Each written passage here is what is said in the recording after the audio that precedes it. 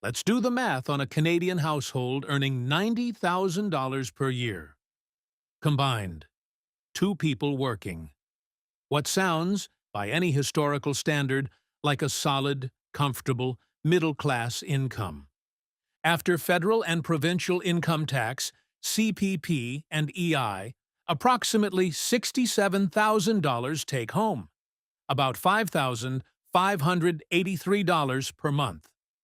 Rent for a two-bedroom apartment in a major Canadian city, approximately $2,400 per month. Gone. Groceries for two adults, approximately $800 per month. Gone. Two cars, insurance, gas, payments, approximately $1,400 per month. Gone.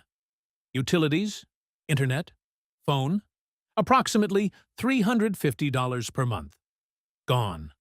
Running total, $4,950 per month.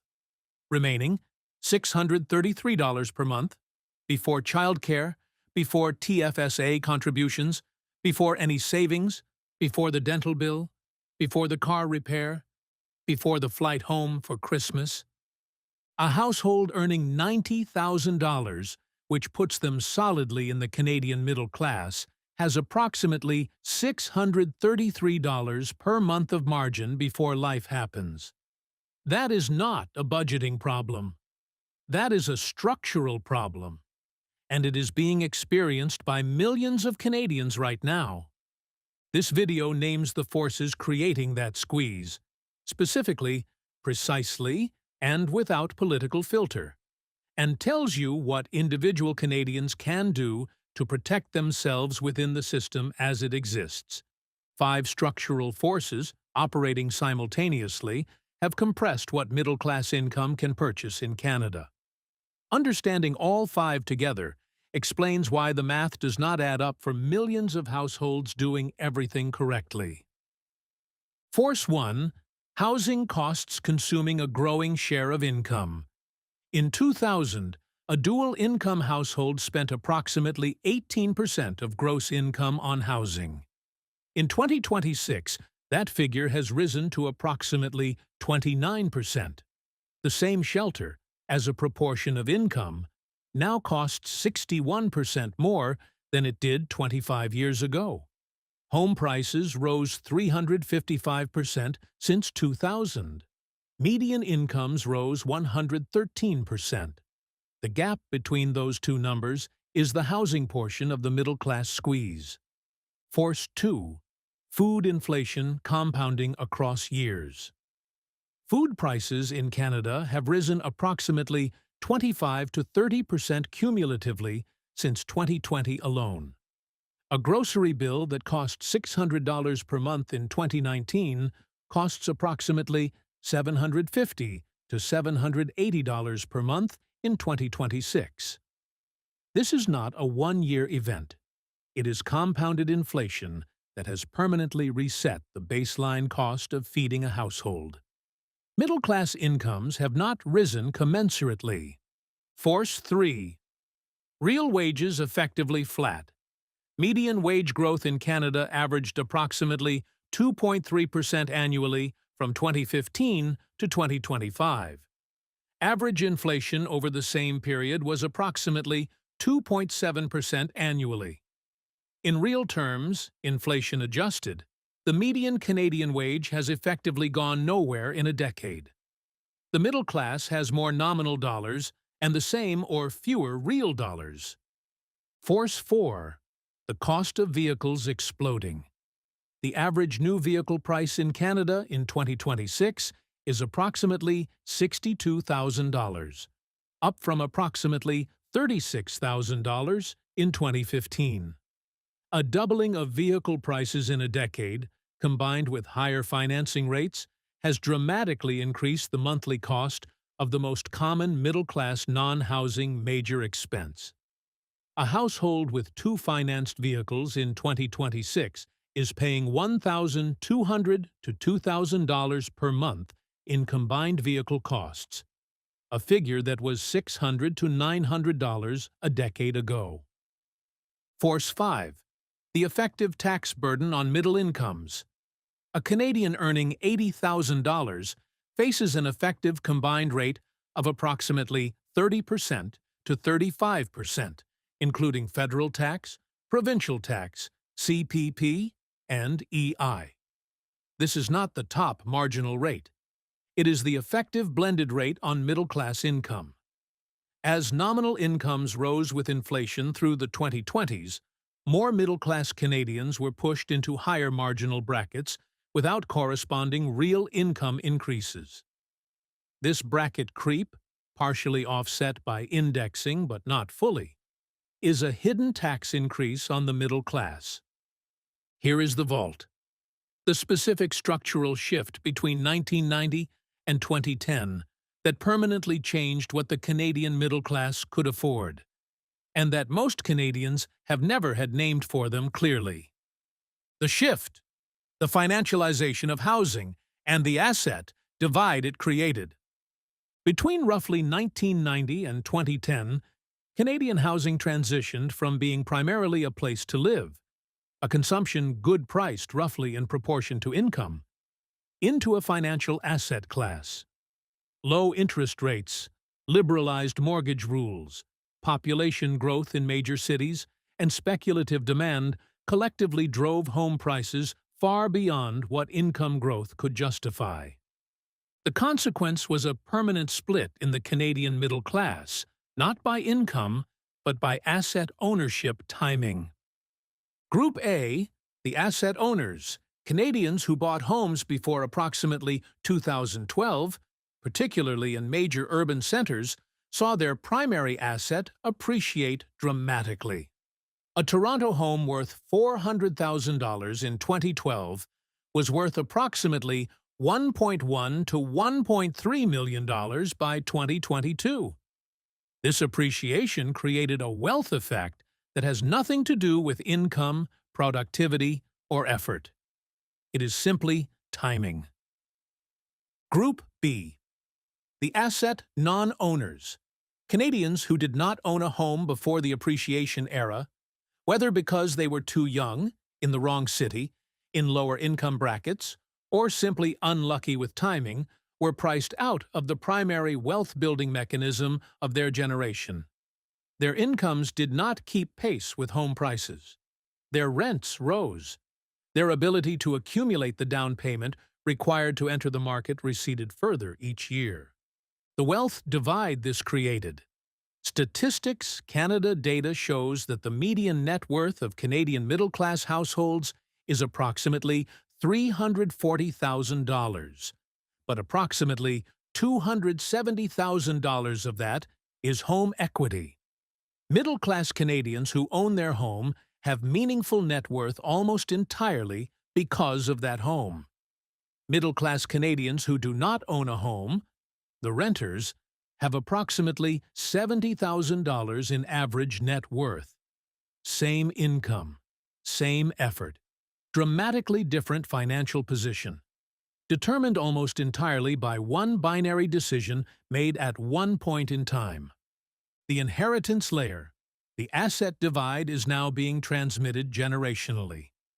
Canadian parents who own appreciated homes are transferring wealth to their adult children through down payment gifts and inheritances. Canadians whose parents do not own appreciated assets have no such transfer. The Bank of Mom and Dad has become one of Canada's most significant financial institutions, not because of generous parenting, but because of structural inequality in asset accumulation. Beyond housing, food, vehicles, and tax, 3 additional cost categories have quietly but significantly compressed middle-class financial breathing room over the past 2 decades. Education, the tuition that doubled. Average Canadian university tuition in 2025 to 26 is approximately $7,360 per year, up approximately 40% in real terms since 2000 after adjusting for inflation. The average student debt at graduation is approximately $28,000. Middle-class families, who earn too much to qualify for significant grants, but too little to pay tuition out of pocket, bear the full weight of this cost. The RESP helps, but typically covers a fraction of total education costs for middle-income families. A middle-class Canadian who graduated in the early 2000s entered the workforce with modest student debt into a housing market where $200,000 bought a reasonable urban home. A Canadian graduating in 2026 enters with $28,000 in debt into a housing market where the same urban home costs $700,000 to $1,300,000. The starting line has moved dramatically in one generation. Childcare, the second mortgage for young families. Before the federal $10 per day childcare rollout, which is still unevenly implemented across provinces, average childcare costs in Canada were approximately $1,000 to $2,500 per month per child. A middle-class family with 2 young children in Toronto was spending $2,000 to $5,000 per month on childcare alone, more than rent in many Canadian cities a decade ago. This is not discretionary spending. It is the cost of both parents being able to work, which is itself required to afford everything else in the budget. The $10 per day program, where implemented, is one of the most significant financial improvements for young middle-class Canadian families in decades.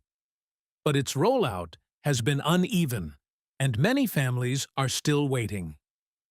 Retirement, the pension that disappeared. Defined benefit pension plans, which guaranteed a specific retirement income regardless of investment performance, covered approximately 40% of Canadian workers in 1980. Today, they cover approximately 22%, and the vast majority of that 22% is in the public sector.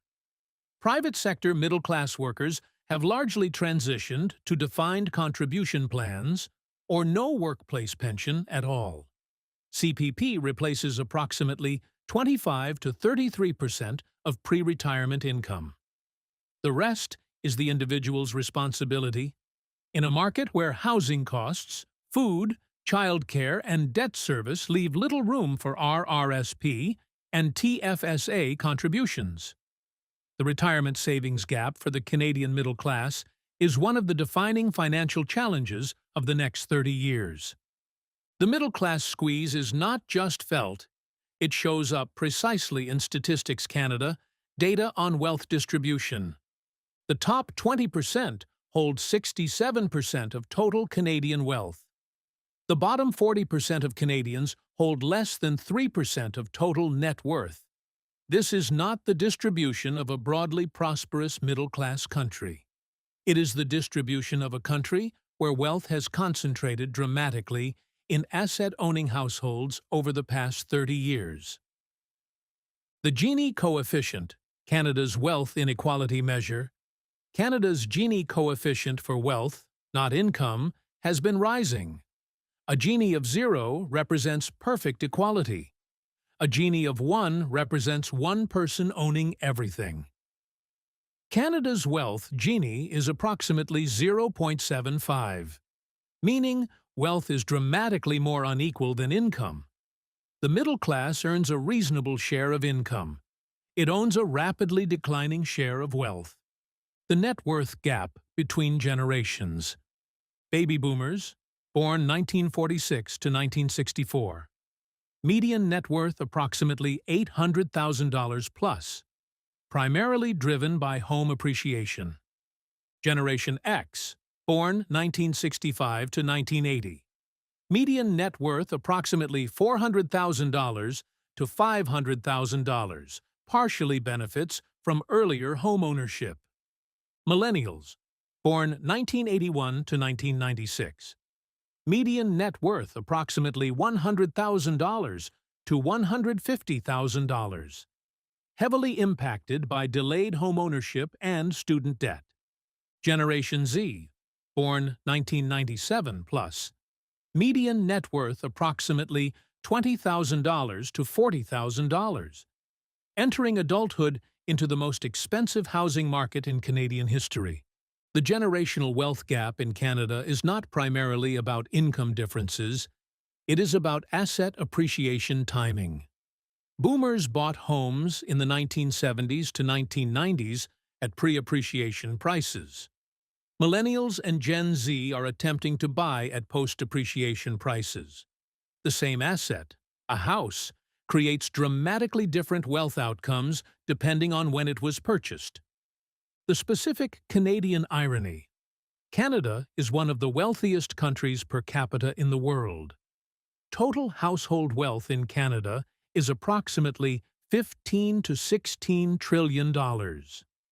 But the distribution of that wealth means that millions of middle-class Canadians earning reasonable incomes, working full-time, saving what they can, are experiencing financial stress that the aggregate numbers entirely obscure. The structural forces creating the middle-class squeeze are real.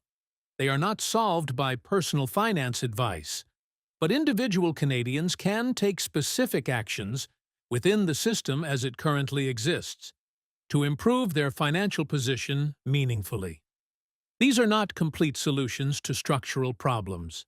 They are the best available responses to those problems at the individual level. Action 1. Become an asset owner as efficiently as possible.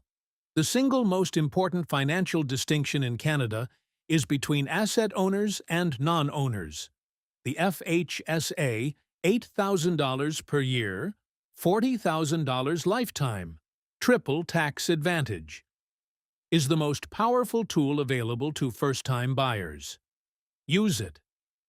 TFSA, invested in a broadly diversified, low-cost ETF, is the most accessible form of asset ownership available to every Canadian regardless of income. Even without a home, a growing TFSA invested in equities builds the asset ownership that generates the compounding wealth effect the middle class needs. Action 2. Protect real wages aggressively. Real wages, inflation-adjusted, have been flat for the middle class for a decade. The individual response, negotiate salary, increases specifically framed against inflation rates. Job mobility, changing employers, has historically produced 10 to 15% salary increases versus 2 to 3% annual raises for loyal employees. Skill development that creates wage premium in the labor market is the most direct lever an individual has on the income side of the equation. Action 3. Eliminate the vehicle wealth destroyer. The average new vehicle at $62,000 on a 7-year loan is one of the most significant wealth destroyers for the Canadian middle class. A reliable used vehicle, purchased outright or with a short loan and driven to maximum lifespan, redirects $400 to $800 per month toward wealth building. On a 25-year horizon, the difference between a new car habit and a used car habit is potentially $400,000 to $800,000 in investment returns. Action 4. Use the full registered account stack. TFSA first, RRSP second, especially at peak earnings, FHSA if eligible. These 3 accounts represent the most powerful tax sheltering available to middle-class Canadians. A household maximizing all 3 at 40% combined marginal rate is capturing $15,000 to $20,000 per year in effective tax savings, equivalent to a meaningful salary increase. Most middle-class Canadians do not fully use even one of these accounts. Action 5. Reframe geography as a financial decision. For Canadians with location flexibility, particularly those with remote work capability, the decision of where to live is one of the highest return financial decisions available. The same income in Edmonton buys a median home at $450,000. In Toronto, the equivalent home costs $1.3 million. The $850,000 gap is not a lifestyle difference. It is a wealth-building difference that compounds over a lifetime. Let's come back to where we started. The household earning $90,000. Two people, working full-time, doing everything that was supposed to lead to a comfortable middle-class life, and arriving at $633 per month of margin. That is not a failure of discipline or effort. It is the specific output of 5 structural forces: housing costs consuming 29% of income, food inflation permanently resetting the grocery baseline, real wages flat for a decade, vehicle costs nearly doubled, and effective tax rates quietly rising through bracket creep, compounded by a generational asset divide that separated the middle class into asset owners and non-owners based almost entirely on timing. These forces are not fully within individual control, but individual response is possible. Asset ownership through TFSA invested in equities, aggressive salary advocacy and job mobility, eliminating the vehicle wealth destroyer, maximizing the full registered account stack, treating geography as the financial decision it actually is. The middle class is being squeezed. That is true, structural, and verifiable. The middle class is not without tools. That is also true, and the 5 actions in this video are the most direct responses available to individual Canadians within the system as it exists. Name the problem precisely. Then build the most effective response to it. That is all this video was ever trying to do.